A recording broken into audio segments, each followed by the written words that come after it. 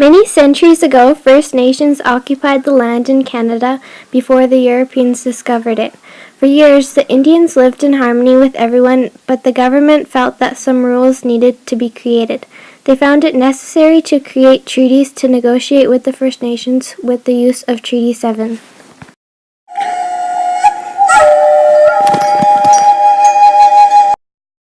Before the treaty, the First Nations could live freely on the lands of what's now present-day Alberta, Saskatchewan, and Manitoba. They could also freely use their traditional language, which varied from tribe to tribe, and perform their traditional ceremonies, cultural practices, and ways of life. They didn't have to worry about others telling them what they could and couldn't do.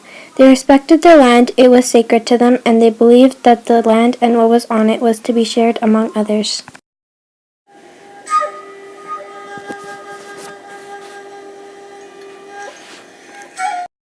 The First Nations that were part of this treaty were mainly the Blackfoot First Nations tribes, in what is today the southern portion of Alberta.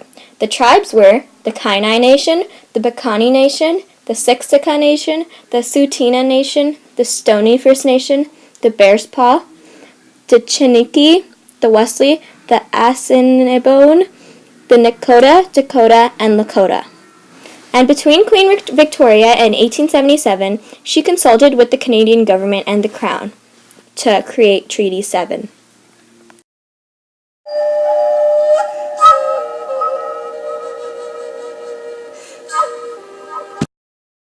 The Canadian government had promised to build the Transcontinental Railway, and to do that, the railroad would have to go through the First Nations land. When the British North America Act was passed, it stated that the federal government was responsible for the Indians and their lands.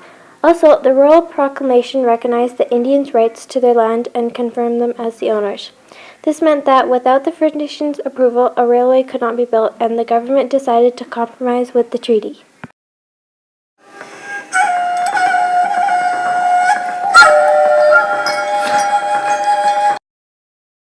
The treaty established an area for which these First Nations could live, which were called reserves. Each First Nations family of 5 received 1 square mile of land. They promised annual payments of approximately $2,000, minimal provisions for farm equipment, approximately 1 tractor per band, education for children, and also hunting and chopping rights were promised. In return, the First Nations had to give up their land, which they actually thought they would be peacefully sharing with the Europeans and not fully giving up, to live on a restricted area. The reason the treaty was made was because of the Railroad of Canada that was needing to be built in the west. However, the First Nations land was blocking where the railroad was going to be built. So as a result, Treaty 7 was made to clear up land for the railway.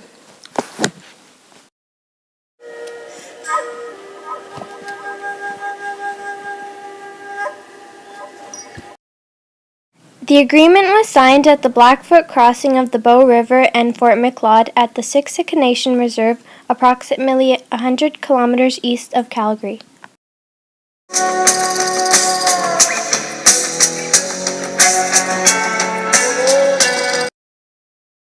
The boundaries were set in southern Alberta to the border of USA and to the east of the Rocky Mountains.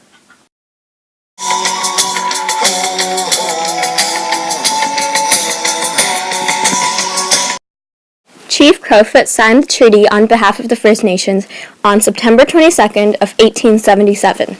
The reason he signed the treaty was because he wanted to establish peace between the First Nations and his people to keep them safe. Also, he wanted to sign this treaty because of the population of the buffalo. The population was dwindling, and he thought by signing this treaty, they would receive help from the government. Later, on December 4th of 1877, another signing of this treaty took place, because there were missing Blackfoot leaders that wanted to be a part of this treaty.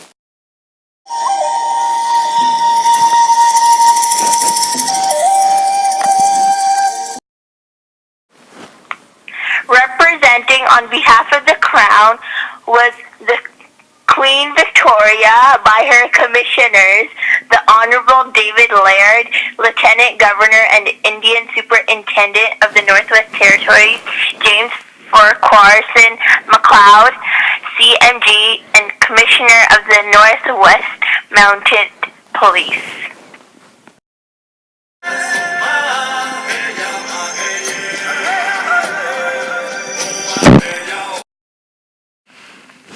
Shortly after the treaty was signed, the First Nations began the realities of what the treaty would be like. They did not receive their annual payments for decades at a time, and when they did, the payments were less than negotiated in the treaty. Reserves became a place to house the First Nations and keep their culture and ways of life from mixing with the other people in Canada. The people on the outsides of the reserve looked down upon these Aboriginals and treated them as less than human. The First Nations were isolated and neglected by the non-Aboriginal population. Another reality that was followed by this treaty was the introduction of residential schools. These weren't ordinary schools, but were for First Nations children to forcefully go to and learn European ways of life, being assimilated into their type of life, not being allowed to practice their own culture, own ways of life. Just recently, the Canadian government has formally apologized to the First Nations.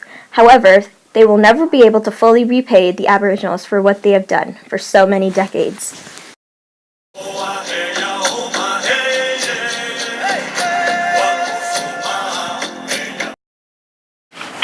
The treaty shaped the First Nations into what they are today by the fact that it led them through harsh, discriminatory ways of life, which now the government is starting to recognize their past traumatic experiences and acknowledge the past.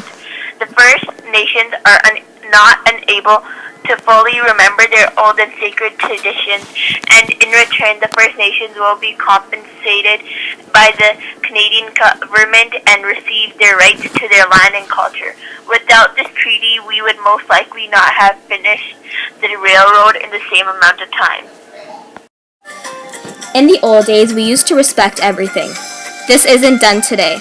That's why we are lost. Isaiah Bear.